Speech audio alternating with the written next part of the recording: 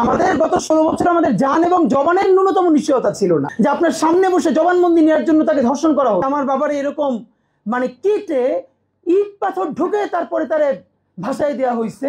এর আগ পর্যন্ত তো আমি আমার মা প্রতিদিন একটা আশাবাদীতে থাকতাম যে অন্তত আমার বাবা মনে হয় একদিন ফিরতে পারে। এই যে মানুষ অর্থনীতির উন্নয়ন চায়, শিক্ষার উন্নয়ন চায়, সবকিছুর উন্নয়ন চায়, কেন? তার জীবনের উন্নয়ন চায়। এখন জানটা যদি বাইটা না থাকে তার উন্নতি নিয়ে কি হবে? মানুষ শিক্ষা ব্যবস্থা কেন ভালো চায়? তার বাচ্চাটা স্কুলে দিবে, তার বাচ্চাটা বেঁচে না থাকলে, সেই নিজে বেঁচে না থাকলে। আমাদের গত 16 বছর আমাদের জান এবং জবানের ন্যূনতম নিশ্চয়তা ছিল না। এর থেকে কোন জাহান্নাম হতে পারে যে একটা মানুষ, তাকে গ্রেফতার করা হয়েছে, এরপরে আয়না করে নেওয়ার পরে সে কোনোভাবে যখন স্বীকৃতি দিচ্ছে না তাকে জঙ্গি মামলার সাথে অ্যাটাচ করবার জন্য, তারপরে সে আয়না করে তার সামনের ছেলে তার স্ত্রীকে এনে ধর্ষণ করা হয়েছে। এরপর তার কাছ থেকে আপনি চক্ষু বন্ধ করে ভাবেন, আপনি এই সময়টা আপনার মায়ের সাথে, আপনার বোনের সাথে, আপনার স্ত্রীর সাথে ঘটছে, যে আপনার সামনে বসে জবানবন্দি নেওয়ার জন্য তাকে ধর্ষণ করা হচ্ছে।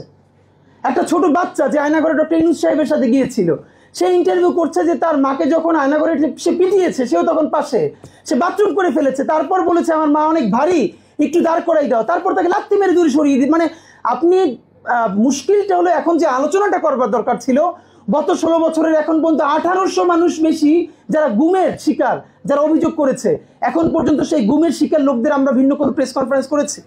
আমরা প্রত্যেকটা গুমের শিকার পরিবারের গল্প জেনেছি। আপনারা জানেন যে যেই সন্তানটা যেই সন্তানটা দুনিয়ায় আসবে এই খবর জেনে বাবা গুম হয়ে গেছে, সেই সন্তানের বয়স এখন 14 বছর 15 বছর, এখনো সে বাবার অপেক্ষা করে।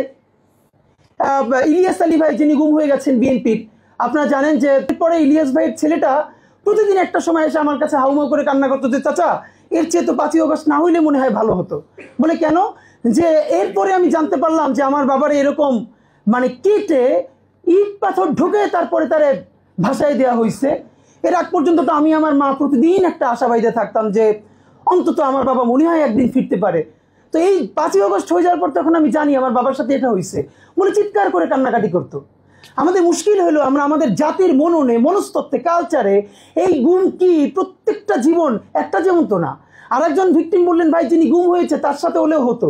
এই পুরো আইন শৃঙ্খলা বাহিনীগুলো তার বাবা মা ভাই বোন তার আত্মীয় স্বজনের সাথে মুহুর্মুহু মিথ্যা বলে বছরের পর বছর ঘুরাতো। তারা জানো মানুষটাকে মেরে ফেলা হয়েছে, তারা জানতো, কিন্তু ডিবি থেকে বলতো আপনারা এনএসআই এর কাছে যান, এনএসআই বলতো আপনারা ডিজি, এইরকম সারাদিন তাদেরকে তারার উপরে রাখা।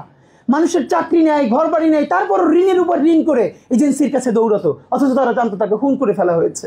সুতরাং আমাদের যেটা দরকার, এই যে আমাদের কতগুলো গুম, কতগুলো খুন, এদের নিয়ে আমরা ডকুমেন্টেশন করতে পারলাম কিনা, এদের নিয়ে আমরা এই কথাগুলো জনমানুষে পৌঁছতে পারলাম কিনা, এই আলোচনাগুলো পৌঁছানো আমাদের অত্যন্ত জরুরি।